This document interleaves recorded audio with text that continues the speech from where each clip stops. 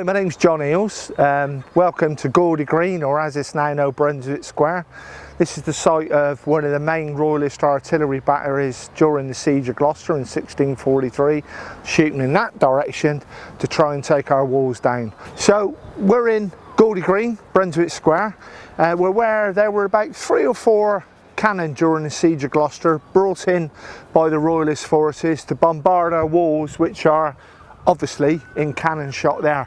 It's crucial where we are now, where we're stood now. We're at a musket range, direct musket range. We can have harassing musket range here, but we're close enough to the walls for the cannons to hit the walls and bring the walls down, which is what the Royalists wanted to do. Our cannons on the wall there were here to kill the guys stood here. The guys here were to bring our walls down so they could take Gloucester, just like they had Bristol a few weeks before, to 30 miles to the south of me now. So you've just seen some footage of the trajectory of the cannon, straight line, firing into the corner of the wall we're going to go to now, where I'm convinced there was an actual breach made during the siege. By the amount of fighting around it, you wouldn't throw men against a wall unless you had a hole to get through.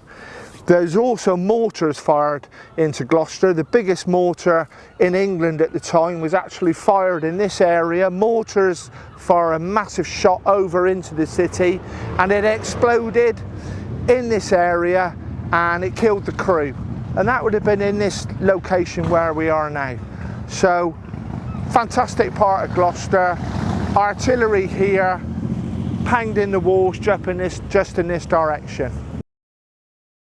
So we've just seen the footage, fantastically filmed by Gareth, of the trajectory from Gawdy Green, Parliament Square, firing in this direction. Their main area of attack was this corner here, Brunswick Road, I've got running here, curling round into Parliament Street. In the back gardens here, we have the remains of the wall running in some of the gardens. Their sole aim was to bring the wall down in this particular part of the city. And I am utterly convinced in my research, the amount of fighting that took place here, men being thrown against this wall, they did in fact breach this part of the city. So when you come and stand here, this is where a massive part of the fighting actually took part.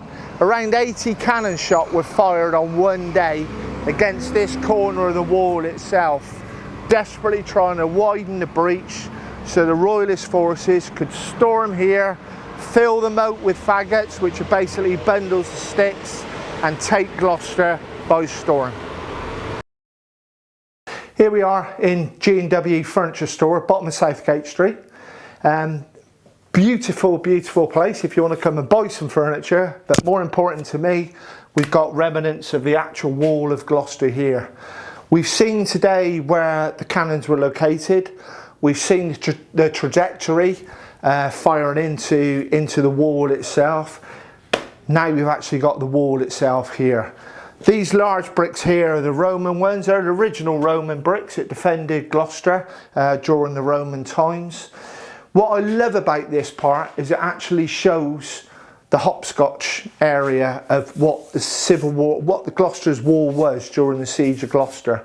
Although these bricks are modern, these were not there during the Civil War, these other ones, it does show that by the time of the siege, we were patching up our Roman wall, and we were patching it up with whatever bricks we could find, whatever sacks of hay we could find, whatever sacks of stones we could find, all packing down on this wall.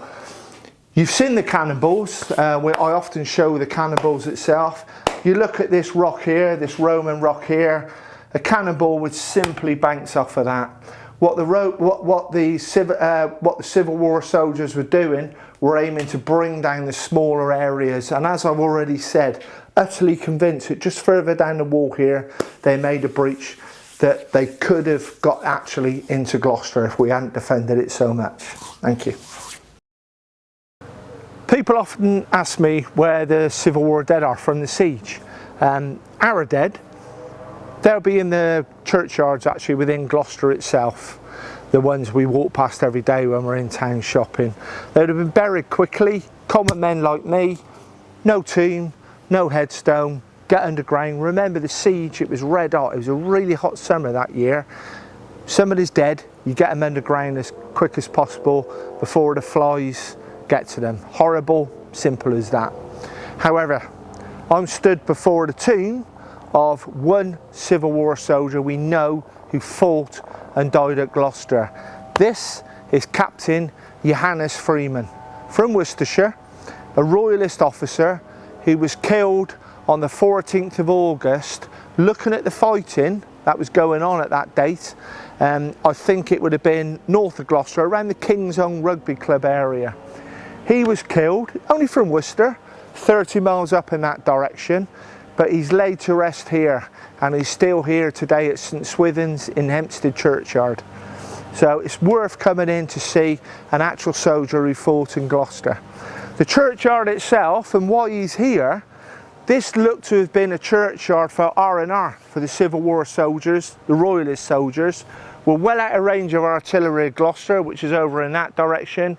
We're too far really for any raids to come out and attack. They also wanted to be able to pray.